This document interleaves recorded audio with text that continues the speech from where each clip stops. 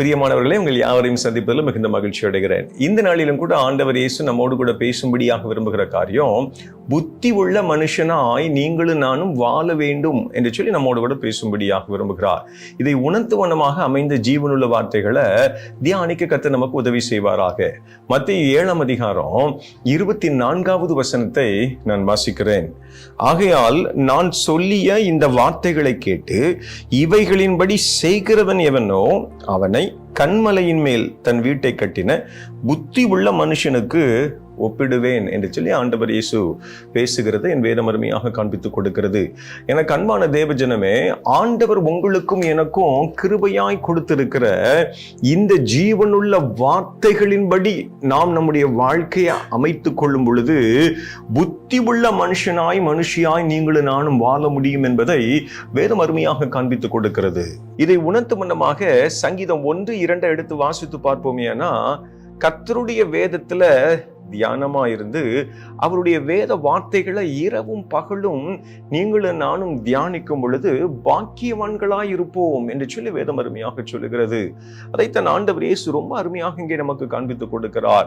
நான் சொல்லிய இந்த வார்த்தைகளை கேட்டு அதன்படி செய்கிறவன் எவனோ அவன் கன்மலையின் மீது தன் வீட்டை கட்டின புத்தி உள்ள மனிதனுக்கு ஒப்பாயிருக்கிறான் என்று சொல்லி ஆண்டவர் சொல்கிறார்.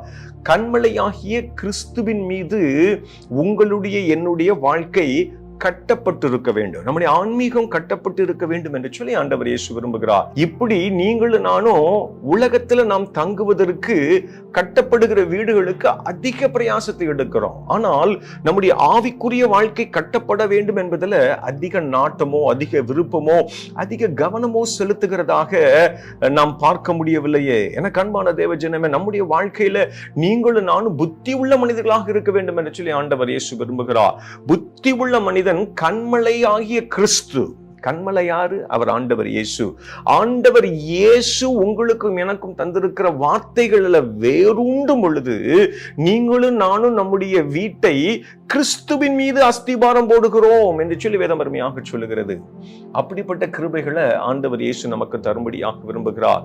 வார்த்தைக்கு கீழ்ப்படிவதற்கு நாம் நம்மை அர்ப்பணிக்கிற பட்சத்துல புத்தி உள்ள மனிதர்களாக மாறிவிடுவோமா? புத்தி உள்ள மனிதனாய் வாழ அர்ப்பணிக்கிற பட்சத்துல உங்களுக்கும் எனக்கும் வேதம் கொடுக்கிற ஆசீர்வாதம் என்ன?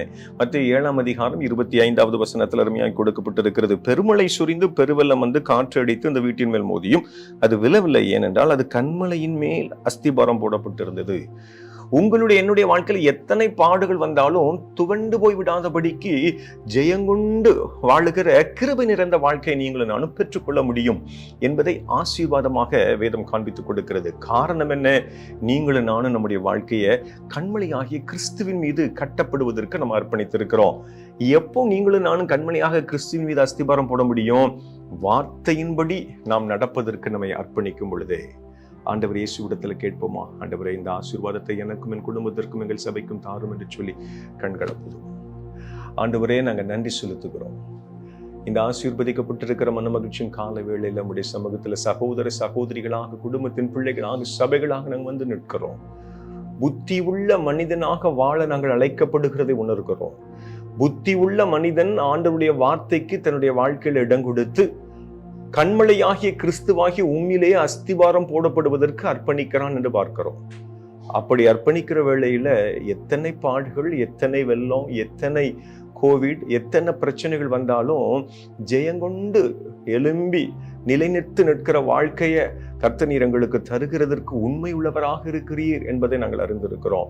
ஆண்டவரே, அப்படிப்பட்ட கிருபைகளை எங்களுக்கு தர வேண்டும் என்று சொல்லி இந்த காலை பொழுதில் நாங்கள் கெஞ்சுகிறோம். கர்த்தர் தருகிறீர் என்கிற நம்பிக்கையோடு மக்கள் நாங்கள் நன்றி செலுத்துகிறோம். தொடர்ந்து ஆண்டவர் பொறுப்படுத்திக் கொள்வீராக. இயேசுவின் இன்ப நாமத்தில் ஜெபிக்கிறேன். ஜெபங்களும் எங்கள் ஜீவனுள்ள நல்ல பிதாவே. ஆமென். Thank you. God bless you all.